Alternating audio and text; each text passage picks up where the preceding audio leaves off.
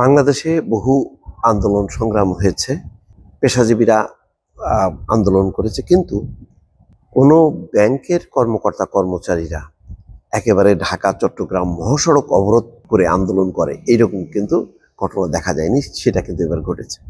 খবরের শিরোনাম, চট্টগ্রামে ইসলামী ব্যাংক কর্মীদের মহাসড়ক অবরোধ, দীর্ঘ যানজট। এখানে বলা হচ্ছে যে প্রায় 400 কর্মকর্তাকে চাকরিচ্যুত করা হয়েছে অন্যায়ভাবে এবং 4700 কর্মকর্তাকে ওএসডি করে কর্মস্থলে নিষ্ক্রিয় করে রাখা হয়েছে। এর ফলে একটা মানবতর জীবনযাপন করছে। এই ইসলামী ব্যাংকটা নিয়ে যখনই কি কোনো বিষয় আসবে, স্বাভাবিকভাবেই একটা রাজনৈতিক দলের নামও কিন্তু চলে আসবে, সেটা হচ্ছে জামাত ইসলাম। আমরা সবাই জানি যে মূলত জামাত ইসলামের মালিকানাধীন ছিল এই ব্যাংকটি। তারপরে এটি মালিকানা থেকে খুব কৌশলে চাপ দিয়ে ব্ল্যাকমেইল করে এস আলম, মানে খুবই বিখ্যাত মাফিয়া, তার দখলে যায়। তারপরে ইসলামী ব্যাংক শেষ। এটা একেবারে লুটপাটের একটা মানে মহাযজ্ঞে পরিণত হয়।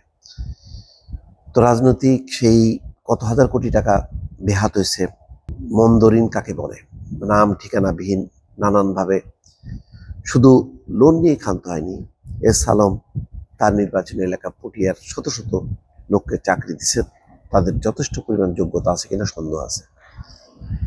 এগুলো নিয়ে একেবারে রাজনৈতিক পট পরিবর্তনের পর থেকেই কিন্তু চাপাচাপি চলছিল বা পাল্টাপাল্টি চলছিল। শেষ পর্যন্ত পুরোপুরি আগের যে কর্তৃপক্ষ ছিল সেই কর্তৃপক্ষের নিয়ন্ত্রণে আসে, অর্থাৎ জামাতের সমর্থিত লোকজনের নিয়ন্ত্রণে আসে।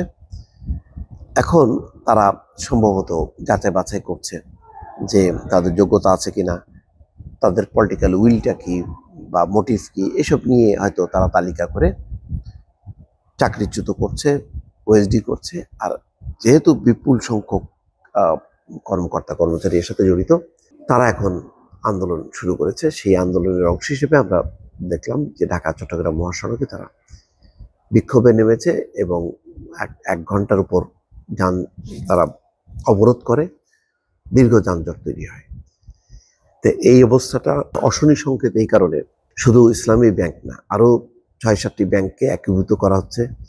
ইউনাইটেড ইসলামী ব্যাংক এগুলির নাম দিয়ে সরকারি মালিকানায় পরিচালিত হবে।